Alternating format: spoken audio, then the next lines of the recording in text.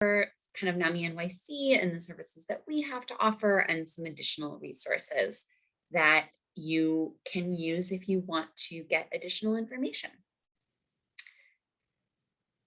So I'm going to start with a question, and it's spoiler, it is a trick question.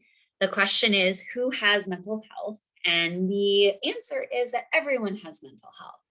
We all fall somewhere along the spectrum of, good mental health and maybe not so good mental health. And there's two things that are really important to kind of keep in mind about that spectrum. One is that it is a spectrum, right? There's not necessarily a clear line between, totally good mental health, everybody, like everything is great emotionally, and somebody's totally emotionally stable, and like disaster person is like having a total, nervous breakdown. There's a lot of gray in between those things. The other thing that kind of goes along with that that's important to keep in mind about the spectrum is that we move along the spectrum. We're not stuck in one place. Like if we have good mental health now, that means that our mental health is always going to be good, right? That's not really the case. Somebody's mental health can get worse because of stress, because of a traumatic event, because of a toxic relationship or abuse. All of those things affect our mental health and can make our mental health worse. And then conversely, just because somebody does not have very good mental health right now, or even has a mental health diagnosis, doesn't mean that they're not able to improve their mental health and feel better and not feel hopefully quite so awful forever. So those are kind of the two things that are important to keep in mind. Even though, I just said it's a spectrum, there are diagnoses that professionals will use to kind of assess a person and figure out how bad something is, how much it's, if it is reaches a level of like being diagnosable. And that line is, again, it's used by professionals, but I think it's really important for folks who are not, using those diagnoses for specific purposes to really, again, embrace the idea that, this is a spectrum. It doesn't have to rise to the level of being something that somebody could get a diagnosis for help, for example, therapy to be helpful, or for somebody to merit and deserve help to improve their mental health. All of that said, right, 1 in 5 American adults deals with a diagnosable mental health issue in a given year. So that's what that circle kind of represents. That is about 40 million people in the United States, adults in the United States. So that's a lot of people. And that's interesting, kind of on a number of levels. And one way that it's interesting is that is, again, a lot of people, and yet there's still a lot of barriers to talking about mental health and mental illness, there's a lot of barriers for people to be able to say, that prevents people from being able to say, I'm having a really hard time. I'm really struggling. I'm not okay. So I wanted to talk about that a little bit. Why is that? What are the things that make it hard to kind of be open? Actually, before we talk about that, let's talk a little bit more about what we mean when we're talking about mental health and mental illness. And I want to kind of get a better sense of what we mean when we use those terms.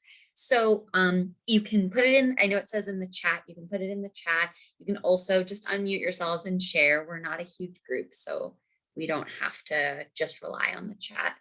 I'd love to hear from all of you what you think of when you think about how you would define mental illness or a mental health condition. How is that something that you can distinguish from, yeah, how would you define mental illness?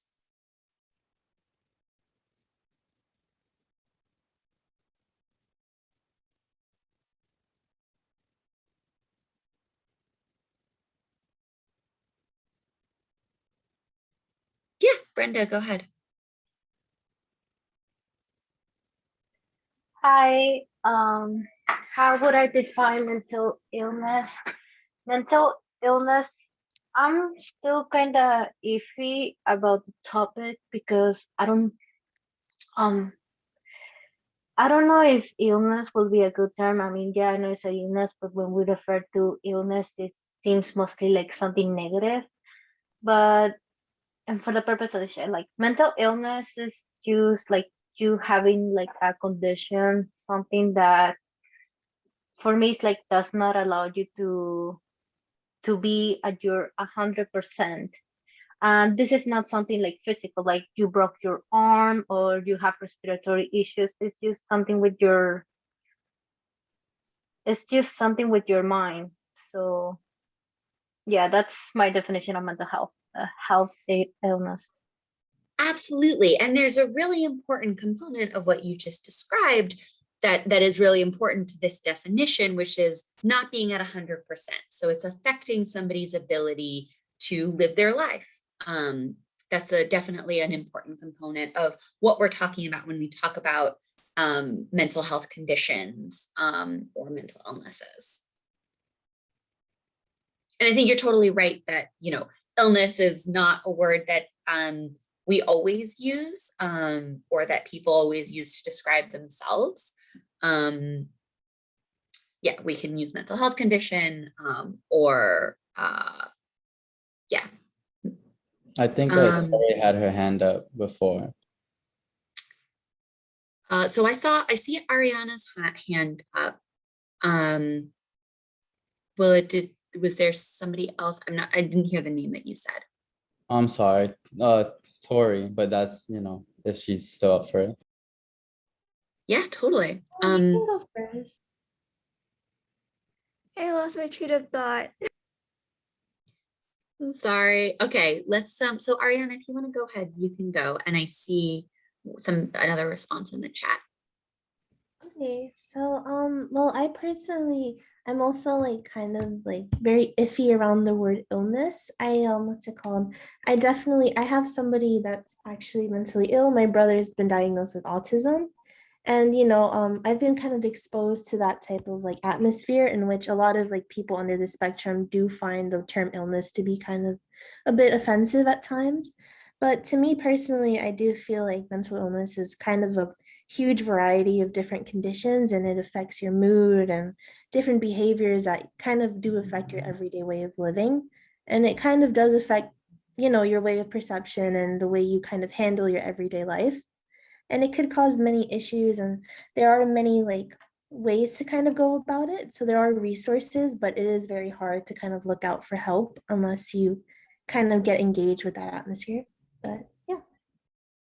Definitely. So two really good points that you brought up. One is, yeah, the idea that this is something that affects people's mood. It affects your brain. It affects how you're thinking about things. So that's really important. It's something when we talk about mental health condition, what I'm talking about in this presentation isn't stuff that just affects somebody's cognition, right? It's not necessarily about something like dementia, for example, which is really, that's more something that affects somebody's memory and their cognition, not so much necessarily their like moods and thoughts in the kind of way that we're talking about. So there's a distinction there. And you also bring up a really good point with regards to autism spectrum. And we actually, for NAMI-NYC, we definitely draw a distinction between being on the autism spectrum and dealing with mental health issues. We consider those to be two separate things. And it's again, there's some gray there because there's a lot of, for example, there's some folks that would consider that ADHD should not be considered a mental illness, but rather, sort of similar to autism spectrum, a developmental and like something that somebody is sort of born with, that's just how their brain sort of works, something that is related to neurodiversity. That where like people just like think and function and perceive things in different ways. And that doesn't necessarily have to be something that is negatively affecting somebody's functioning. Whereas something like depression inherently negatively affects, like by definition, it is a negative state of being that is causing somebody distress, right? So something like schizophrenia, there's a lot of debate about whether schizophrenia should be classified as a mental illness or a neurological disorder, where it's like there's something is going on with the architecture of somebody's brain that is causing particular effects on somebody's like thinking and emotions. So there's definitely, so thank you very much, Ariana, for bringing up that point, where there's a lot of different things where there's some gray, and there's people who are kind of like, well, do we categorize this as this or as something else? And the thing that's really important to remember about that is that we made up these categories, right? These are all made up. There's we use these categories to better understand people's experiences, and we use them because they're useful, hopefully, for describing what somebody's experiencing, for helping people find other people who are experiencing something similar, right? Those are what we can use those categories to do, to say, oh, I relate to this diagnosis, and you relate to this diagnosis, and maybe that means we have some experiences in common. Although, it's also really important when we're talking about these kind of labels to say we're not going to define people by those labels, and we're not going to assume that because we know the label that somebody identifies with, that we know everything about what their experience is and how they experience that label, whether it's being on the autism spectrum, living with depression, living with bipolar disorder, whatever it may be. So a couple of things in the chat that I wanted to address. So, somebody brought up the point that there is a deterioration of the mind with depression or anxiety. So again, that's getting to this point of that it's making it more difficult for somebody to live the life that they want to live. And Brenda, definitely, autism is not an illness. And that's something that I think is really important to be clear about. That's not, right? This is something that we separate out from what we consider to be mental illnesses or mental health issues. So, okay, cool. So thank you all. So you can see here, these are some of the things that are kind of important to think about when we're thinking about how we define mental illness. So, right, there's that point that I mentioned that you guys brought up about it's something that affects thinking and feeling. Our thoughts and our feelings are not separated, right? They're all part of the same thing. We think of them maybe as separate, but they're really not. But when we talk about mental health issues, we're talking about something that kind of affects both. And something that causes distress, right? There's a negative aspect to it, and it's getting in the way of somebody's everyday life. So, those are kind of the things that we've talked about. The other thing, the last thing that I think is important to mention when talking about how we define a mental health condition is that one of the things that characterizes things like bipolar, depression, anxiety, schizophrenia, schizoaffective disorder, OCD, one of the things that kind of distinguishes all of those things from, for example, again, something like autism or even, dementia or traumatic brain injury, like things like that.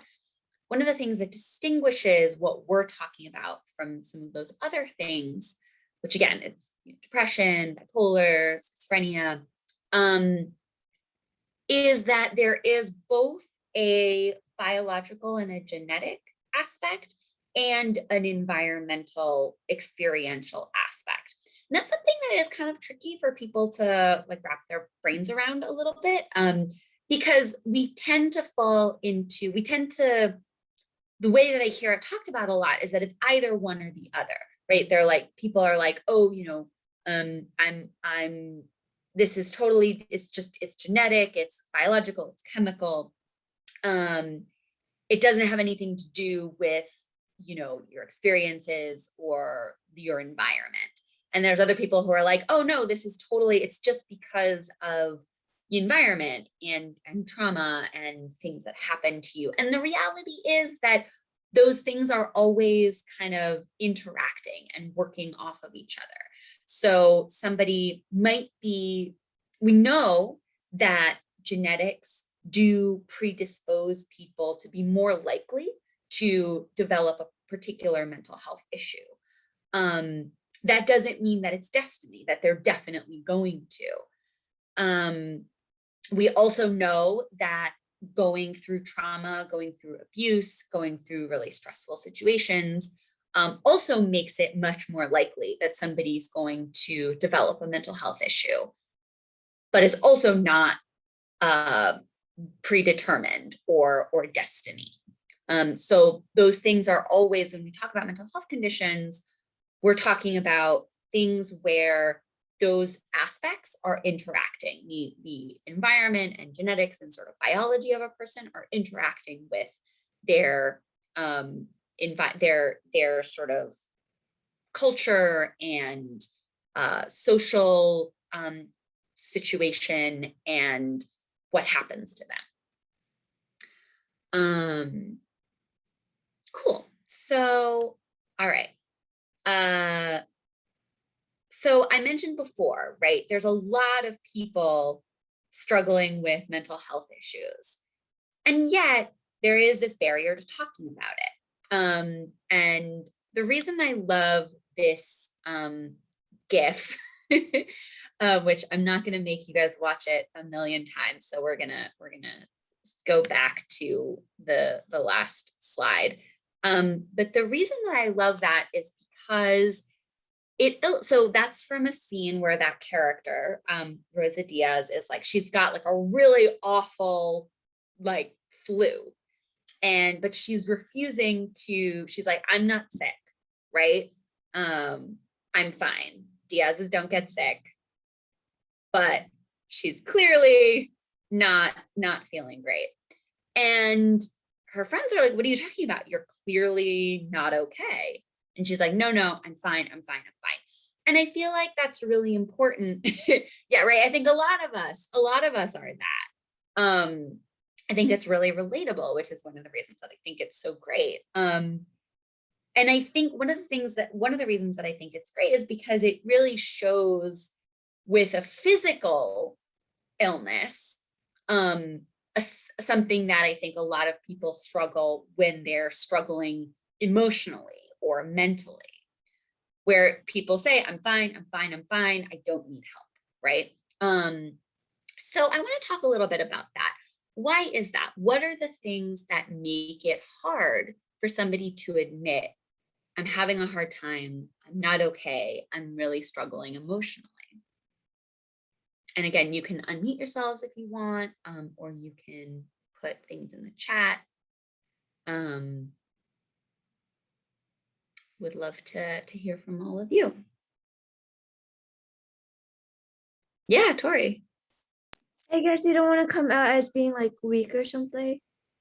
Totally, right? There's that fear of, if I admit that I'm struggling, people are going to think less of me. They're going to think I'm not capable. They're going to think I'm not able to do things, right? Yeah. So the question is, what makes it hard for people to admit that they're struggling? what makes it hard for people to ask for help if they're having a hard time emotionally or mentally?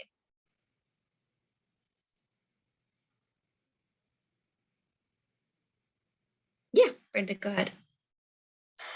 Sorry, like I look away for a moment and then I missed the question. But I feel it's hard to ask for help because it's hard to ask for help because, well, I'm gonna give an example because I don't know how to explain it, but That's I great. look at people like walking around street, just interacting in regular, like having conversations, like just functioning like how we all should function, I guess. And I just think to them like they look so happy. They look so happy. They don't look like me who goes to therapy. So I guess it's just putting like towards like just like I guess it's just putting that thought to ourselves that everybody around us is happy because we see them like happily engaging in conversations, doing fun, engaging activities. I guess that's the thing that makes us hard to seek help because we see like we it might seem like we are only the few, like out of 99%, we are like the 1% who needs to seek for help. Absolutely, right. So that perception that I don't want to share that I'm having a hard time because everybody else seems like they're doing fine. And I don't want to be the odd one out. I don't want to be seen as not being able to do things that everybody else can do. Absolutely. And that fear, I think, that goes with that of not being understood, of sharing and having having my struggles dismissed or, told it's not that bad. I think that's a really real fear. Yeah, is it Willa? I just see Willa and Fig. Yeah, you can call me either one, Will or Fig. Will, okay. Oh, Will, okay, so it's Will. Yeah, A, okay. the A is my middle name. I see. Will, go ahead. So I was gonna say if it's like a double-edged sword, because even though there's people who don't want to feel like the odd one out, there's also people who in the community feel like they're, I don't know if this was said already, but or if I'm just like piggybacking that people who in the mental health, I guess, community feel like their mental health is better, like they shouldn't complain, kind of like, oh, it's not this person has an actual illness. I wasn't diagnosed, therefore my mental health is a backseat. So it's a double-edged sword, especially on the internet, that's like I guess glamorizing, suicides and depression in joking ways, but it's still like, a cover up and a coping mechanism. So you just feel like you can't stand out, like you can't ask for help because people are just like, oh, you're just a trend, you're just trending right now. Get over it. Yeah, so there's a couple of things there. So one is the idea that of like, oh, I don't have it that bad. What right do I have to complain? I think that's a thing that a lot of people struggle with, of comparing their struggles to what they perceive somebody else or other people in general are struggling with, and feeling like, well, I'm not entitled to help or to support, which is, I'll say I'll say this again later, but I think it's really important to express that we're all entitled to the support that we need. And we all deserve help and support with whatever it is that we're struggling with. You also brought up this idea of kind of the opposite, where if it feels like everybody's struggling with this, everybody's talking about this, somebody might feel, well, I don't, either one, that they won't be taken seriously if they say I'm struggling with this thing, that there's the fear that somebody else might dismiss it again as being just part of a trend, or not really being real. And there's also maybe a sense of I think what can also go with that is a sense of like, oh, this is normal, so it's nothing to complain about. And And again, the reality is that we kind of come back to this thing of like emotional distress and interference, right? Where if something's getting in the way of me having the life that I want to have and doing something about the way that I'm thinking and feeling is making it harder for me to do what I want to do, that's not normal. Even if, again, other people seem to be, dealing with the same thing and are able to handle it and are able to live their lives the way they want to just fine, right? Like it's where we come back to this idea of like, if something's getting in the way or interfering with my life, then that's the issue. Okay, so yeah, thank you all. This is all really good.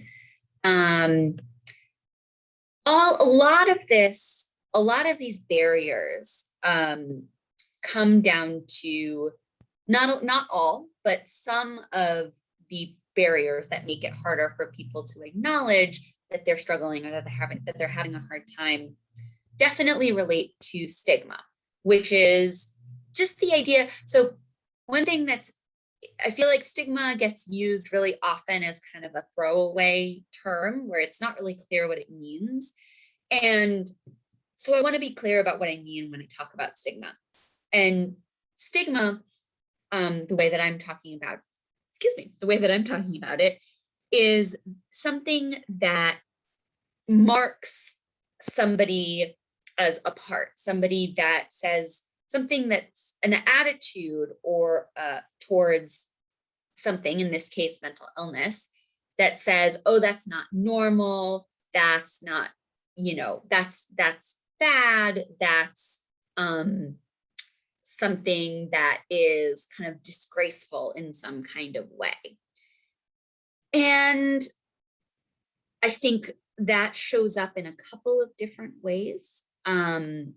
I think some of the things that you all talked about, the idea of, well, I should just be able to get over this, this shouldn't be affecting me so much. That's an aspect of stigma, because stigma is the voice that says, you don't really need help, right? And it, like it says here, it erodes confidence that these are real conditions with meaningful treatments. The idea that there is something that we can do, that there is something that can help someone who's who's struggling with their mental health to do and feel better. So 3 things that I think are really important to kind of mention in relation to that can counteract stigma are sort of these 3 principles, which are: 1, that a mental health issue can affect anybody.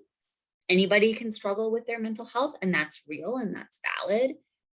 It's also treatable. So it doesn't mean that that person is going to struggle like that forever, that there's nothing they can do. There are things that can help, but it's also not the person's fault, right? Doesn't mean that there's something wrong with somebody if they're struggling, or that there's something that they're at fault for. So those are 3 things that I think are really important to keep in mind when in order to push back against this idea of stigma. So before we go on to the next section, I want to see if anybody has questions about kind of what I just described or what we've covered so far.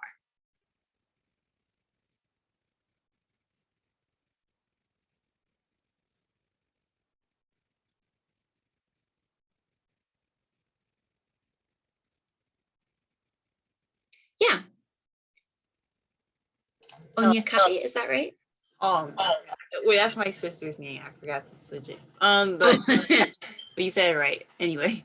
But I was thinking about how certain times that we kind of, as a society, we categorize certain people who are like cast in a way. For example, the homeless population.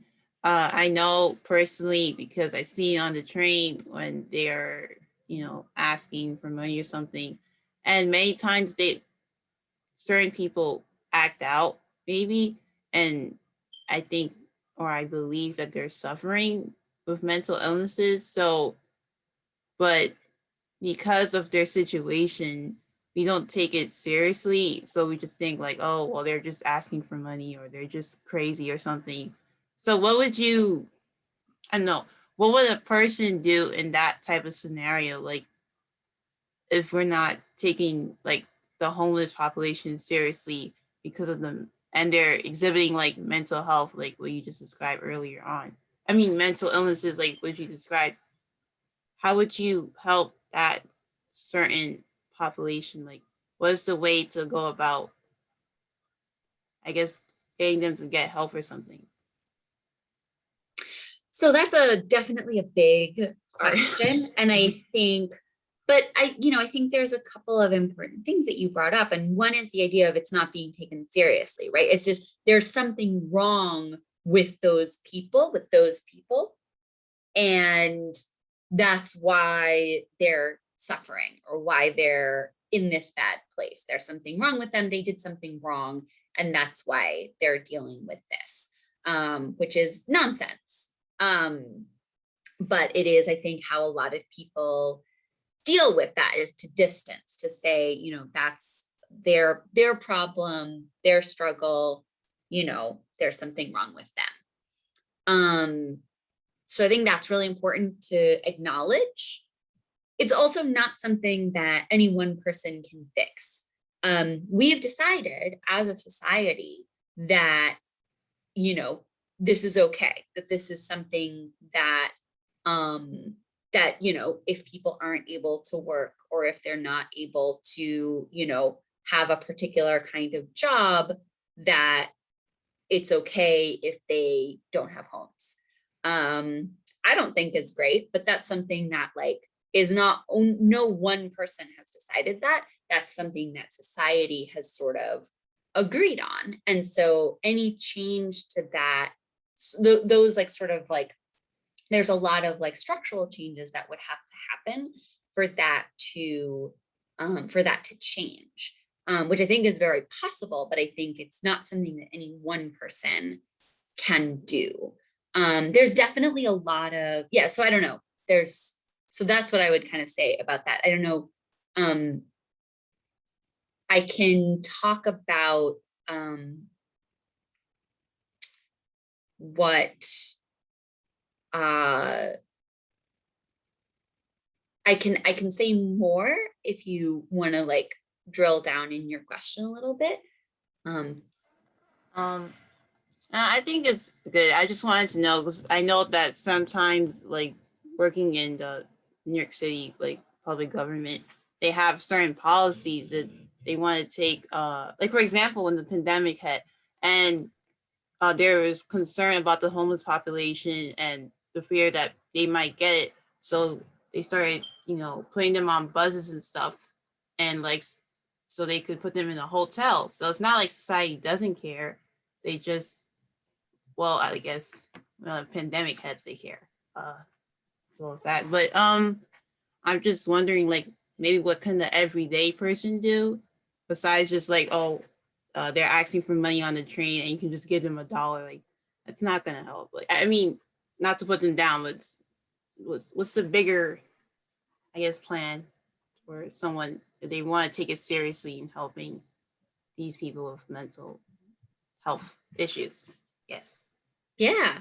I think that the two things that somebody can do kind of on an individual basis, and again, it really does always come down to ultimately, this is a problem that people have to, we have to sort of work on collectively and societally.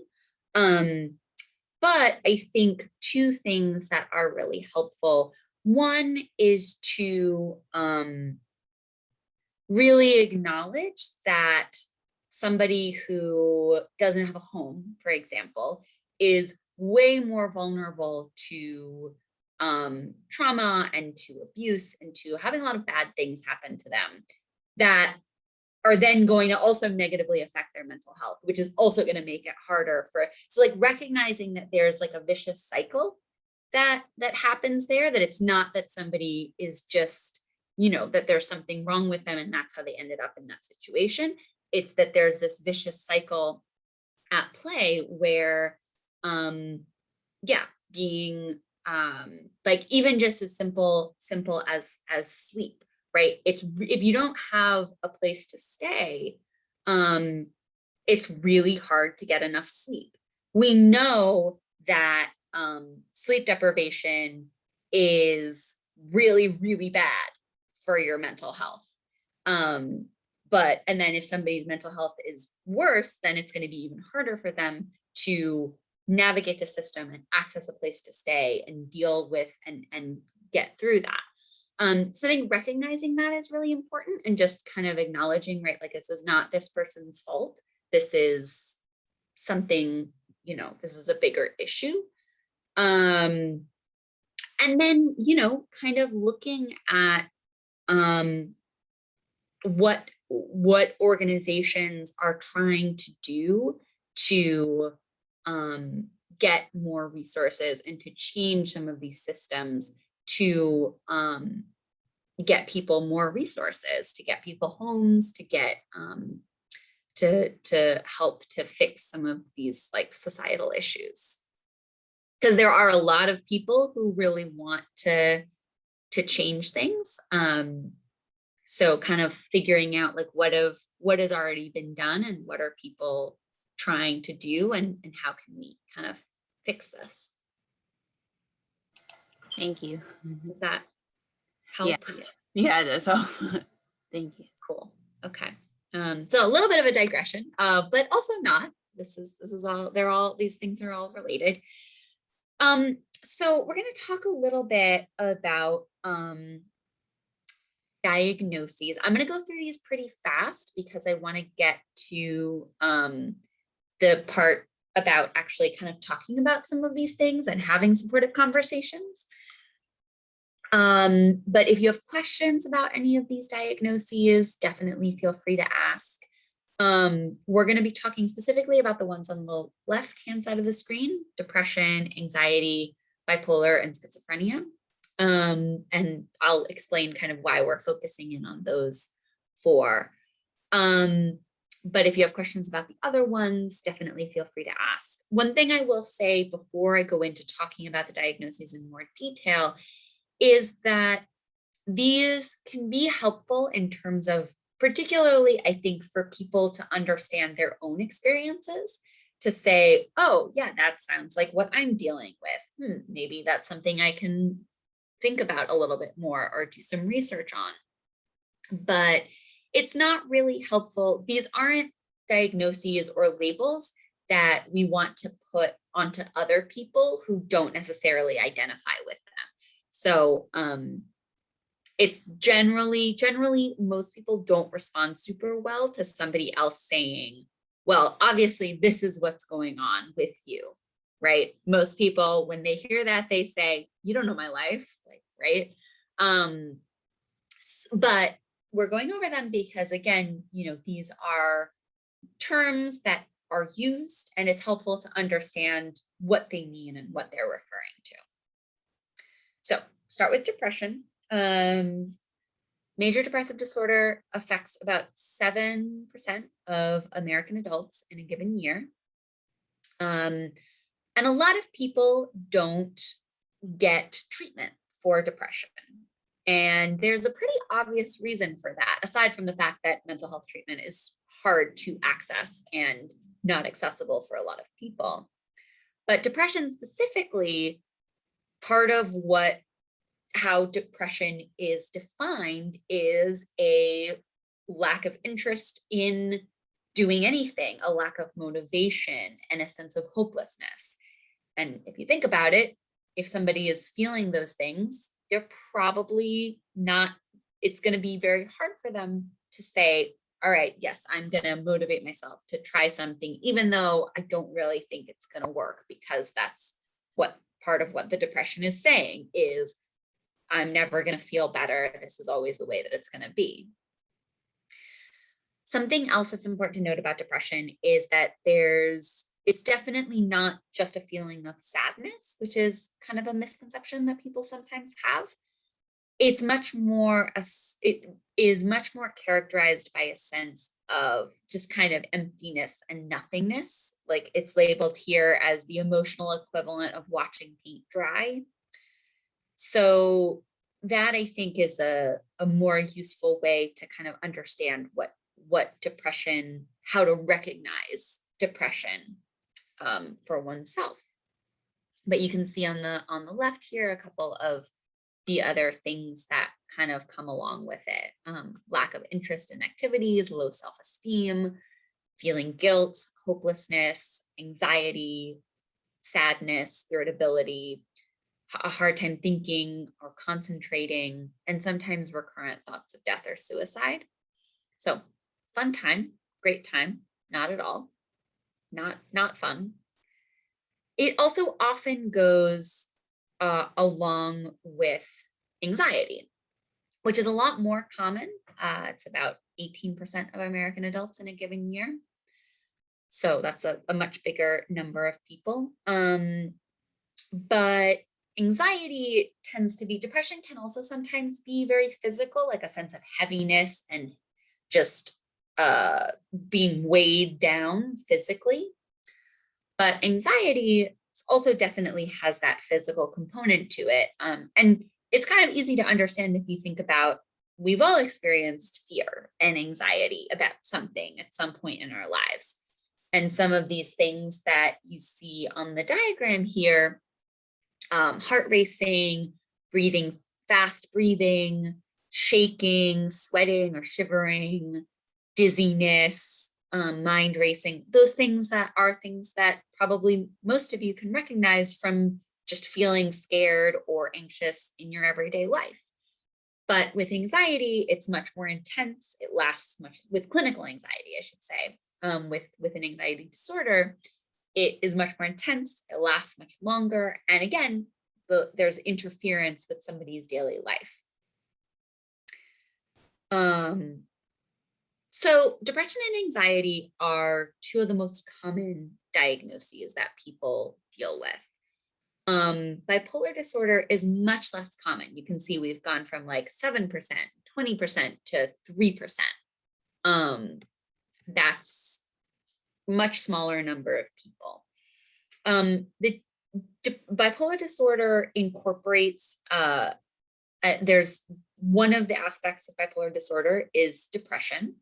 So we've talked about that already. But what distinguishes bipolar disorder from depression is the experience of something called mania, which is sort of the opposite of depression in a lot of ways, where there's somebody, I might have a lot more energy than normal.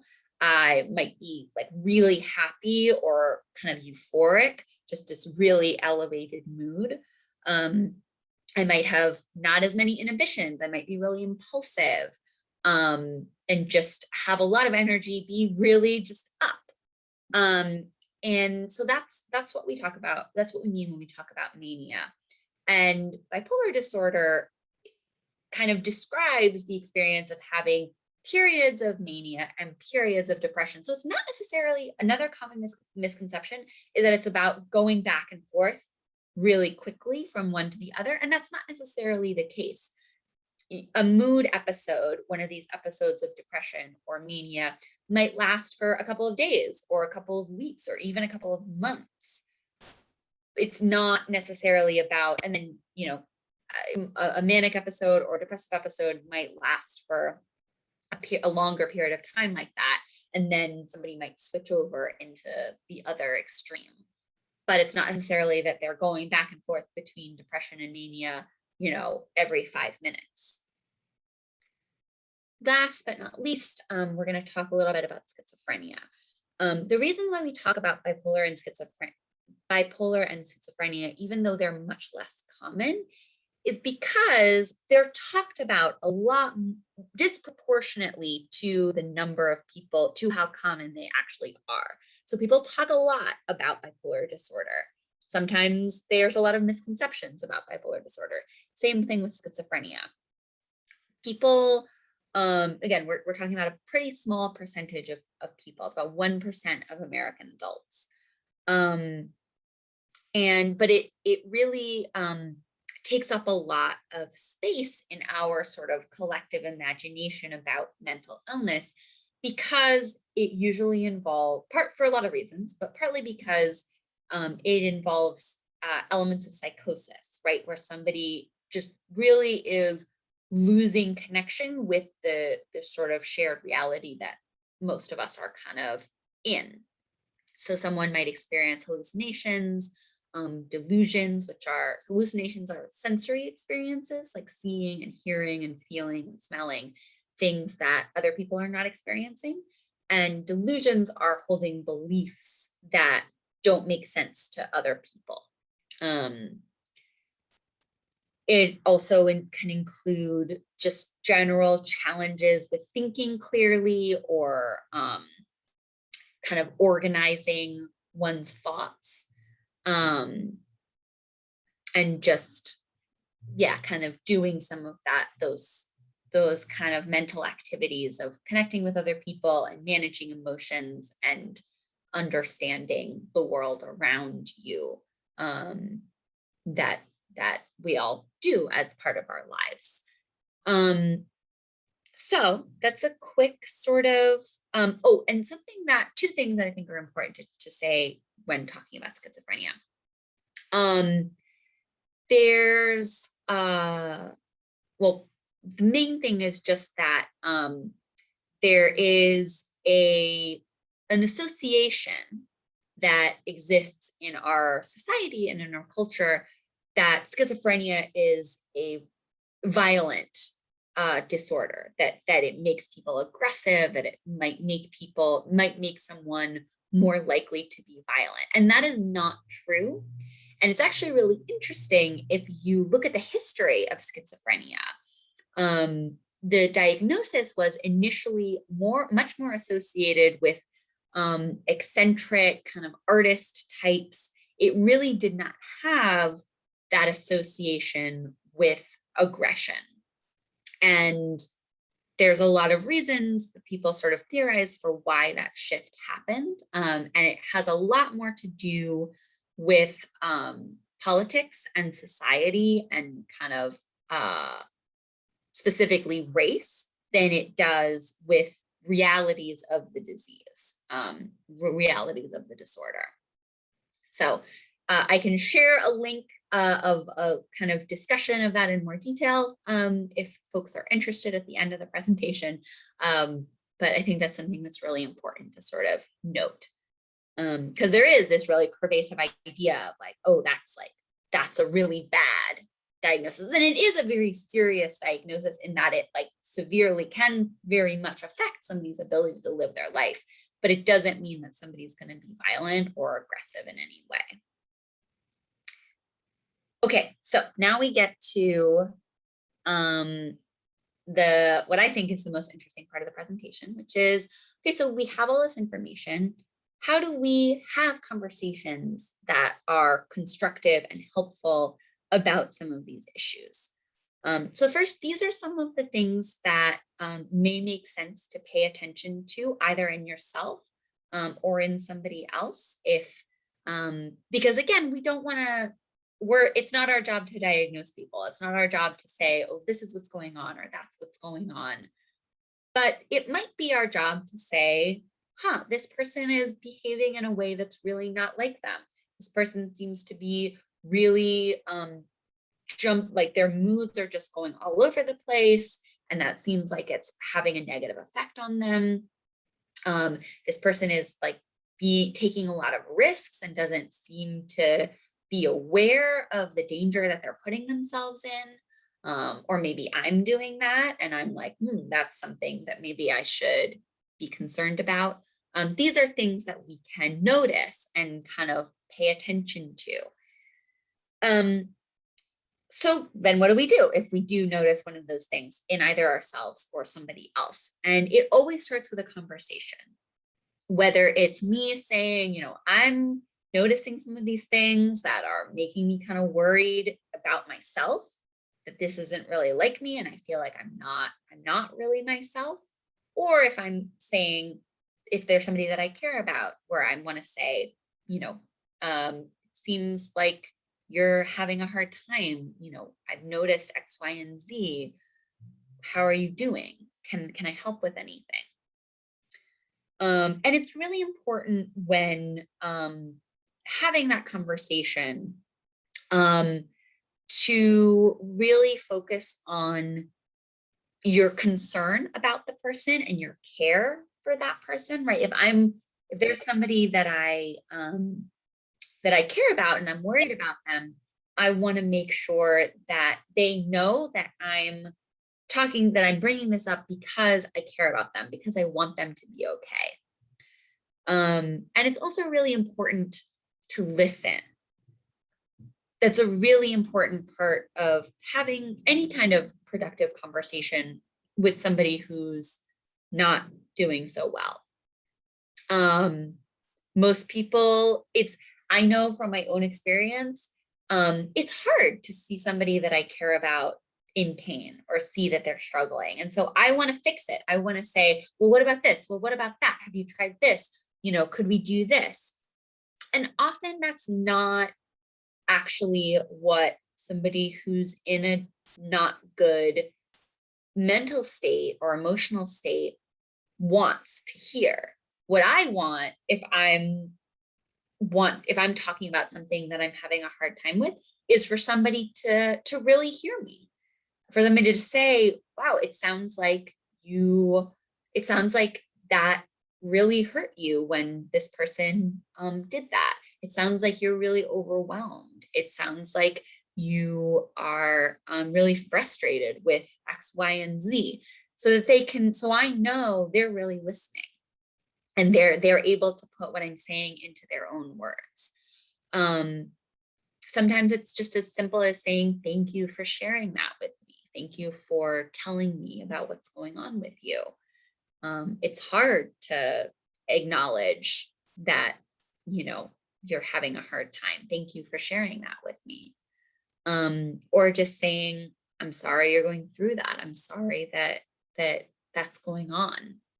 You might even say, if you feel like it might be helpful, you can say, given what's going on, it makes sense that you'd be feeling that way. It's not an unreasonable way to respond. I think a lot of people, if it's true, right? Like, it can be really helpful to have a reminder of like, oh yeah, I'm not, there's nothing wrong with me for responding this way. This is something that a lot of people experience. And that's different from saying, oh, everybody goes through that, you'll get over it. But just saying, well, it makes sense.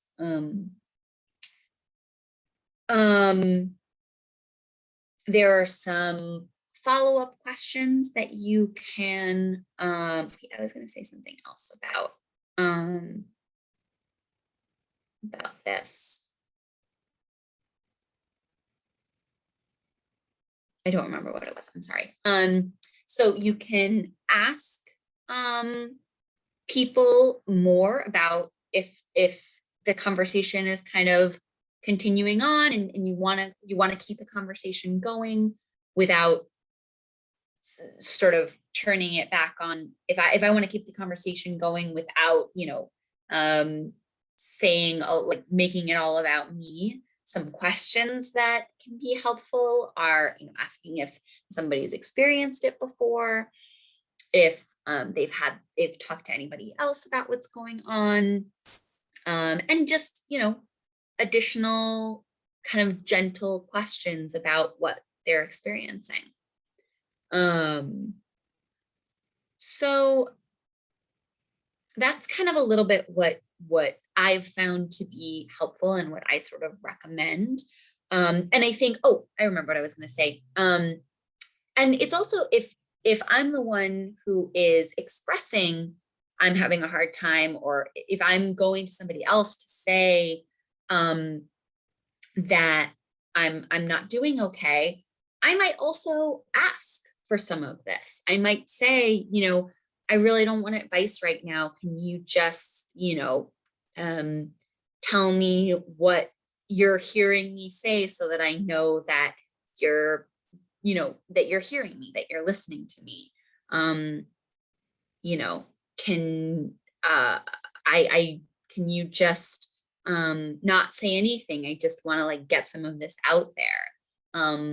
So it's always okay to ask for what you need. The person might not be able to give it, but it's always okay to ask. Well, I shouldn't say that because that's a vast generalization, but it's generally okay. I'm sure there are situations in which asking for what somebody needs might not be the right thing to do, but in general, it can't hurt. Okay, so I'd love again to hear from all of you. Have you had a conversation like this with somebody, either who you were worried about or who was worried about you? And how did that go? And what was helpful? What was not helpful?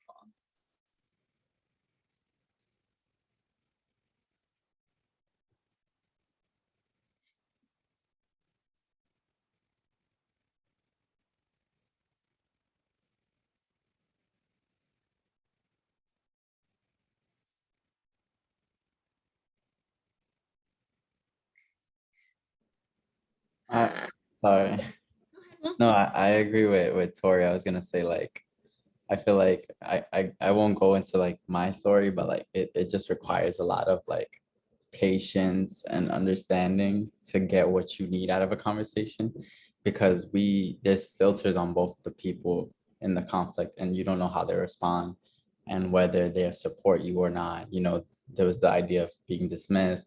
There's unpredictability compared to what you were thinking the conversation was going to go. So it requires a lot of taking a step back from yourself and seeing what the other person does, which not everyone has that ability to do.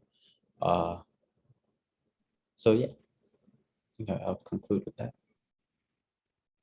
Yeah, absolutely. I think patience is really important, both if you're sharing something that is hard to share, or if you're hearing what somebody else is sharing with you. Yeah, just sort of accepting. I think it's really important to, at least I found it to be really important to accept what somebody's saying at face value and say, and really try to take it in. And I feel like a lot of that I'm so sorry. I feel like a lot of that comes from like fear of conflict, and that's why people don't say what they have to say.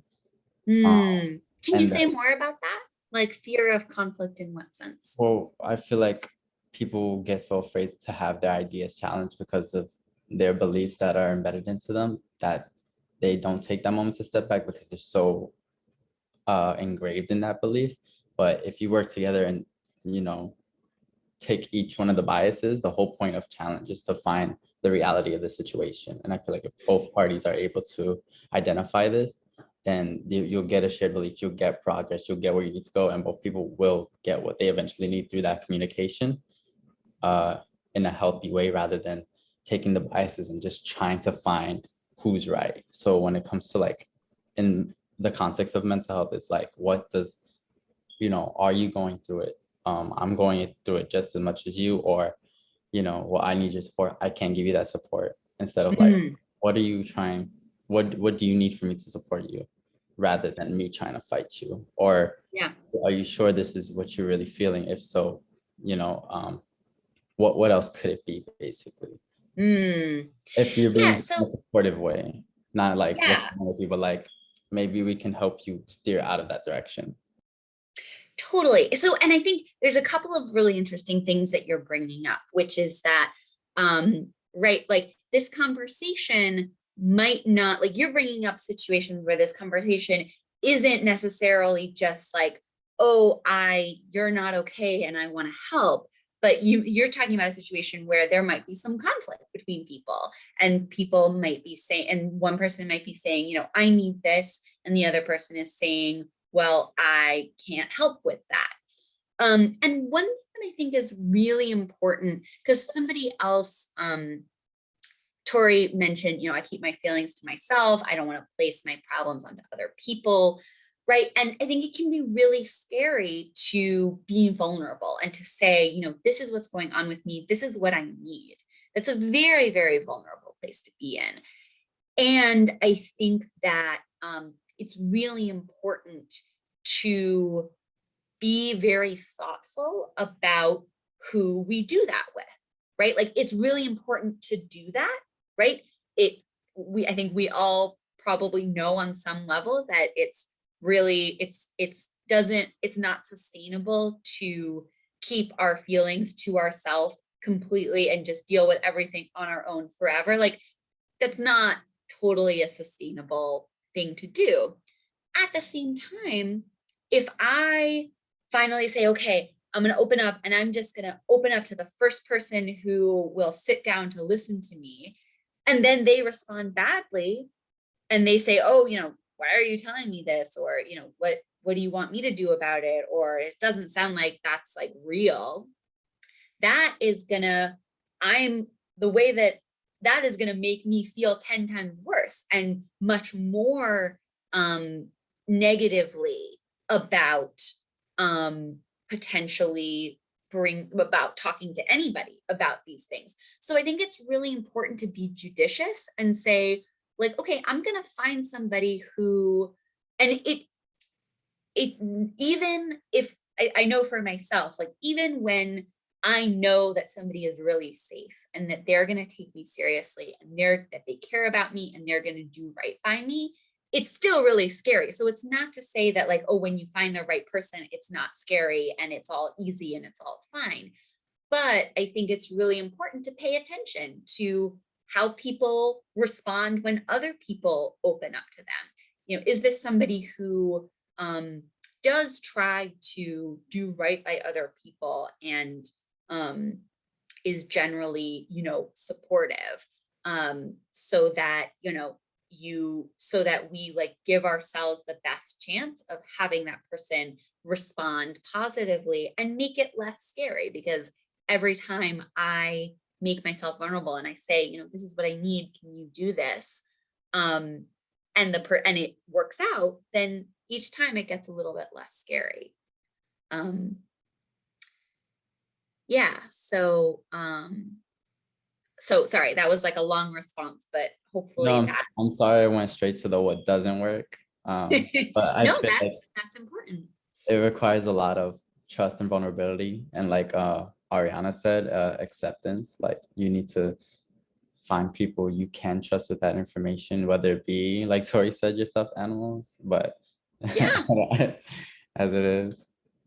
Absolutely. Yeah, and to Tori's question, like, you know, I feel like there's a lot of people have that fear of, like, is how I'm dealing with this normal, okay, you know, whatever. And my response to that is always kind of like, if it helps you and it's not hurting anybody, that's totally okay. It might not be, you know, it also, any given coping mechanism might at some point, you know, we talk a lot in mental health about coping mechanisms and about, you know, helpful coping mechanisms and maladaptive coping mechanisms, which are coping mechanisms that maybe helped at one point, but don't help anymore. And it's really important to kind of keep that in mind, to say, like, okay, is this helping me? And if not, maybe I need to try something else. You know, is this helping, but also causing harm, causing damage in some other way? Maybe I need to find something else that works similarly. But I always think, and this is something that, you know, any good therapist will, well, I shouldn't say that. I think this is the thing that a lot of good therapists talk about, is that, you know, even if a coping mechanism isn't sufficient anymore or is not totally working, it did at one point, and it's really important to kind of, you know, in whatever way, to sort of acknowledge, like, this is me trying to help myself, and maybe it's not working anymore, and maybe I need to do something else, but, you know, I can still be grateful to that coping mechanism, even if I'm deciding, like, okay, you know, that's not really working for me anymore, but it did, and, you know, thank you for helping me in the ways that you did. But I'm going to do something else now. But yeah, I think definitely, like, venting to what, you know, pets or stuffed animals, or, you know, picture on the wall. There's a lot of stuff that I think a lot of people do. Oh, is this I think Ifeoma, you Oh, changed your sorry. name. Phone. Ifeoma. So Mhm. sorry. So I just have a question. I have a few, but you need your time. What happens if there is a person, right, and they live in like a environment, in a home, with their family, and I'm sorry, and it's kind of toxic, and you try to tell the family, like, hey, you're going through certain issues, but you also know that the family themselves also has issues, so they kind of dismiss you a little, and Mhm. so for the person that has the issues, they notice that certain things that the family are doing, so they try to tell them, but they're not listening. And I don't understand. Okay, so what would you do in that situation? How could that person who knows they have issues and the family has issues, what could they do to just better themselves out? Thank you. To what was the last bit? What could they do, that person, to better themselves out? Like, first to like To better themselves, yeah, to yeah, improve the situation. Yeah, yes. that's a really good question, and that's really hard, because once you have, like, a group of people, whether it's a family or a friend group or a partnership, whatever, people fall into patterns, and they create a system, right? And there's ways that people respond, that are, you know, people respond kind of to each other in similar ways, and, you know, you get a system that functions in a particular way. And even if that way of functioning is dysfunctional, is hurting people within the system, it's really, the system wants to stay the way that it is. And so people will try to, you know, keep responding in the same ways. It's really hard to change, you know, a system like that, especially just as one person within the system. Unfortunately, one of the most important elements of like changing toxic dynamics is for one person within the dynamic to remove themselves from the dynamic. It's really hard to change a toxic dynamic while you're still in the toxic dynamic. That's like one of the really baseline realities of it. And that's hard, you know, it's not easy to, you know, especially if somebody is like living with their family, or, you know, really like consistently, you know, involved with, you know, whatever, I don't know what the exact situation is, but that's kind of and I mean, that kind of those kinds of dynamics are really, really hard to remove oneself from. And definitely that's the kind of thing that a therapist can be really helpful with as a support person, to support the person who wants to change the dynamic by kind of helping them remove themselves from the dynamic, at least temporarily, to change how things are kind of functioning, because that's going to be an ongoing process and it's going to take a long time, and it's going to require a lot of support. Yeah, I don't know if that, yeah, Is it okay if definitely. I can just ask another question? That's okay. Yeah. Okay. Yeah. Oh, someone just said, so this person also like a college student, and so what happens if they don't have the exact financial resources Right. to, yeah, okay, to remove themselves, and they also notice that they have certain bad habits, like for example, they will open up to someone, like for friends or something, and they would just withdraw, like they would not talk to certain people. Like they could talk to a friend for like months and stuff, and then they'll just stop talking. And it's not the friend's fault, it's Yeah. the person's fault. So Yeah. I seen it in that person. So I'm just trying to understand. I know it's probably a lot to ask, but No. That's a really, really great question. And I'm really glad you're bringing it up because, yeah, I think especially, especially for you all as students, you're definitely either yourselves or you're around a lot of people who are dependent on their families or parents or whoever, to, in their lives, and that definitely has an impact. What I would say, and I'm gonna sort of try and say this as quickly as I can because I know we have to wrap up at 3:30, or maybe sooner than that.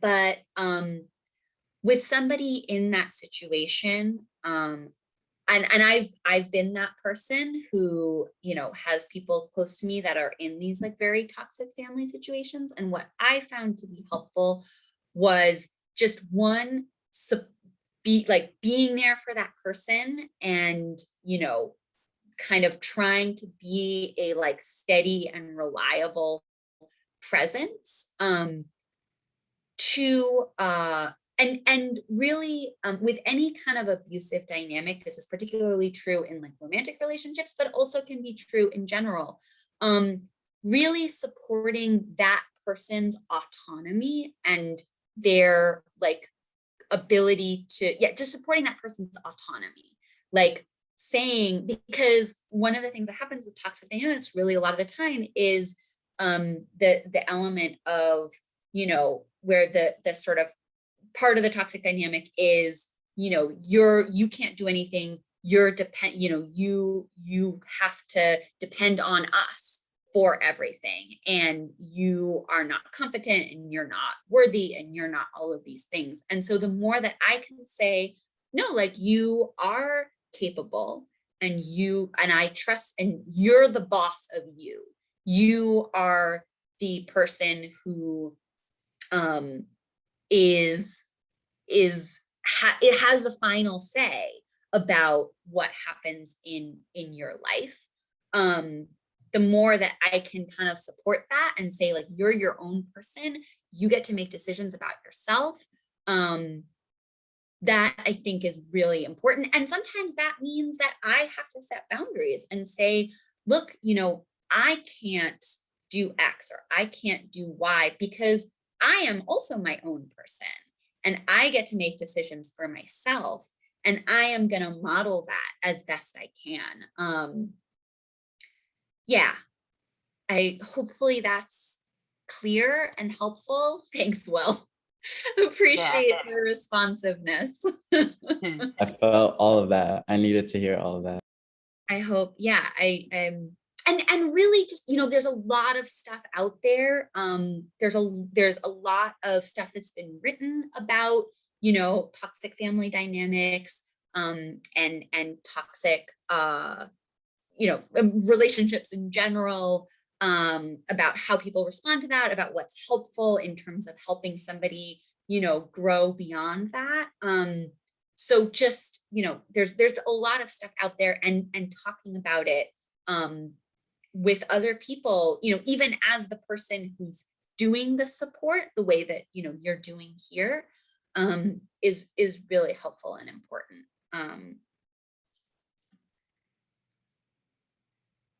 Okay. Thank you.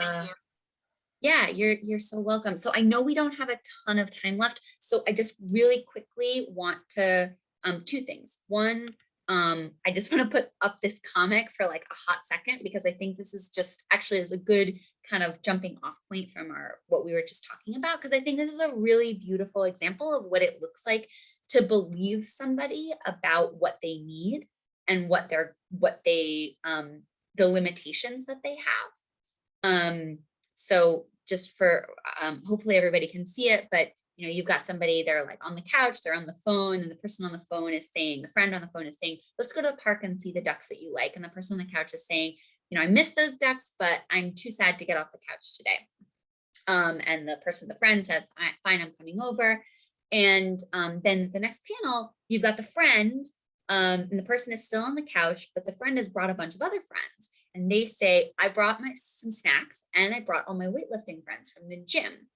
And in the last panel, the person is still on the couch, but they brought the couch to the park to see the ducks. And I really love that because the friend doesn't say like, oh, we're going to get you off that couch. Like we're going to, you know, they say, okay, you can't get off the couch. Cool. But you still want to see the ducks. You're saying that you miss the ducks. How can we work with that? Which I think is just really, really like lovely and an important kind of thing to keep in mind. So the last thing, I'm going to just skip through this really fast. Just leave it here because this is sort of a final list of resources that I think are really helpful for folks to keep in mind. Our helpline is open 10 a.m. to 6 p.m. Monday through Friday. And we have a lot of information about classes and support groups that we have and additional resources. NYC Well is a 24/7 hotline that is specific to New York City. They also have a ton of information. And the National Suicide Prevention Hotline is a really good number to just have in your phone. Better to have it and not need it than need it and not have it. And that is something that, you know, can be called even by somebody who's not having suicidal thoughts, but, you know, is worried about somebody who's having suicidal thoughts. So it's a good resource, not just for friends and loved ones and partners and stuff as well. So I'm just going to leave that up for a second. I know we have, I think we have to wrap up by 3:30. So I guess I'll just ask if there's maybe one or two last questions before we wrap it up. Oh, will the slides be sent out? I sent the slides to the executive group, so you're welcome to send those out to, yeah, perfect.